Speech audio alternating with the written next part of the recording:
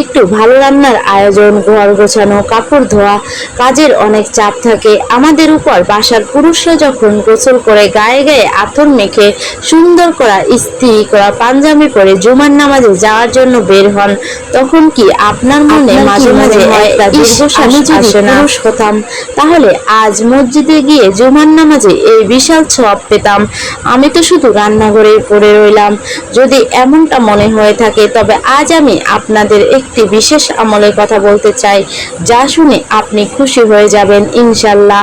আপনার মন খারাপ করার একদমই কোনো কারণ নেই, কারণ শুক্রবারের সবচেয়ে শ্রেষ্ঠ আমলটি করার জন্য আপনাকে মসজিদে যেতে হবে না। আপনি আপনার রান্নাঘরে দাঁড়িয়ে চুলায় তরকারি নাড়তে নাড়তেই সেই শ্রেষ্ঠ আমলটি করতে পারেন। আর তা হলো আমাদের প্রিয় নবীজি রাসূল সাল্লাল্লাহু আলাইহি সাল্লামের উপর বেশি বেশি দুরূদ শরীফ পাঠ করা।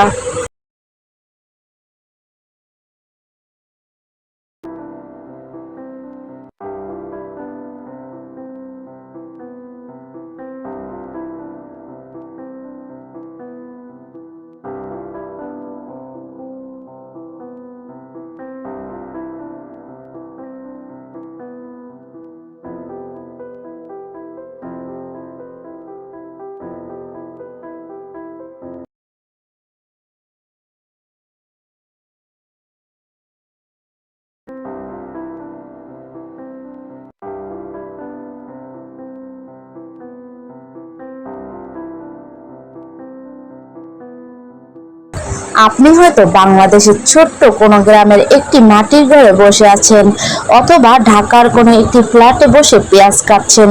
আপনার পরনে হয়তো সাধারণ একটি সুতির কাপড়, আপনি কাজের ফাঁকে ফাঁকে পড়ছেন সাল্লাল্লাহু আলাইহি সাল্লাম। আর মদিনার মসজিদে নববীতে রওজা মোবারকে একজন সম্মানিত ফেরেশতা আপনার এই দূরত্ব নিয়ে হাজির হচ্ছেন। ফেরেশতা গিয়ে বলছেন, ইয়া রাসূল সাল্লাল্লাহু আলাইহি সাল্লাম, আপনার উম্মত যে কিনা বাংলাদেশের অমুক জায়গায় থাকে সে আপনার জন্য ভালোবাসা পাঠিয়েছে, আপনার উপর দুরূদ পাঠিয়েছে। ভাবতে পারেন আপনি এখানে সাধারণ একটি কাজ করছেন, আর সেই মদিনায় স্বয়ং নবীজির দরবারে আপনার নাম উচ্চারিত হচ্ছে। এর চেয়ে বড় সৌভাগ্য একজন মুসলিম নারীর জীবনে কি আর হতে পারে? বোনেরা, শুক্রবারে এই দুরূদ পড়লে আল্লাহ তাআলা আমাদের কি কি পুরস্কার দেবেন, চলুন তা জেনে নিই। আমি আপনাদের তিনটি বিশেষ ফজিলত ও আমলের কথা বলবো, যেগুলো আপনাদের জীবনে বদলে দেবে ইনশাআল্লাহ। প্রথমত, আল্লাহর 10টি রহমত লাভ।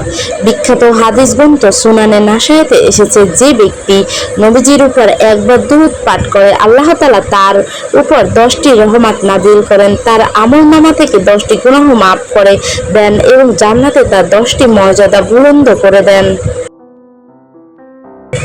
বোনেরা, কর্মজীবী বা ছাত্রী যারা শুক্রবারে কোনো না কোনো কাজে বাইরে যান, তারা বাসে বা রিকশায় বসে আছেন অথবা রাস্তায় দিয়ে হাঁটছেন, ওই সময় যাতে কানে হেডফোন দিয়ে গান না শুনে চুপচাপ মনে মনে দুরূদ পড়েন।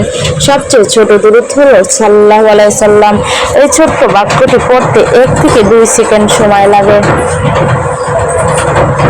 আপনি যদি 1 ঘন্টা রান্না করেন আর 1 ঘন্টায় শুধু এই ছোট্ট দুরূদটি পড়েন, দেখবেন হাজারবার দুরূদ পড়া হয়ে গেছে। কাজ হলো আবার আমলনামায় সওয়াব ভরে গেল। এই পর্যায়ে আমি আমার মা বোনদের খুব কমন কিছু প্রশ্নের উত্তর দেব, যা হানাফি ফিকহ অনুযায়ী অত্যন্ত স্পষ্টভাবে সমাধান করা হয়েছে। প্রথম প্রশ্ন, পিরিয়ড বা মাসিক অবস্থায় কি দুরূদ পড়া যাবে? এটি আমাদের বোনদের সবচেয়ে বেশি করা প্রশ্ন। হানাফি মাযহাব অনুযায়ী মাসিক বা হায়েজ অবস্থায় কোরআন মাজিদ স্পর্শ করা, তেলাওয়াত করা সম্পূর্ণ নিষেধ আছে। কিন্তু জিকির করা, ইস্তিগফার পড়া, দুরূদ পড়া সম্পূর্ণ জায়েজ এবং মুস্তাহাব। বরং আলেমগণ বলেন, এই সময় যেহেতু নামাজ পড়া যায় না, কোরআন পড়া যায় না, তাই অন্তরে যে একটা শূন্যতা তৈরি হয় তা বেশি বেশি তাহলে অবশ্যই জিকির করে আপনার অনুভূতি আমাকে জানাবেন। এমন আরো ইসলামিক ভিডিও দেখতে ফাতেমা নূরের আলো চ্যানেলটি সাবস্ক্রাইব করে বেল আইকনে ক্লিক করুন। আপনার পরিচিতি মানুষদের সাথে ভিডিওটি শেয়ার করে দিন। এই সুন্দর বার্তাটি ছড়িয়ে দিন। আল্লাহ আমাদের সবাইকে প্রিয় রাসূল সাল্লাল্লাহু আলাইহি ওয়াসাল্লামের সত্যিকারের গভীর ভালোবাসা দান করুক, আমিন। সবাই ভালো থাকবেন, সুস্থ থাকবেন।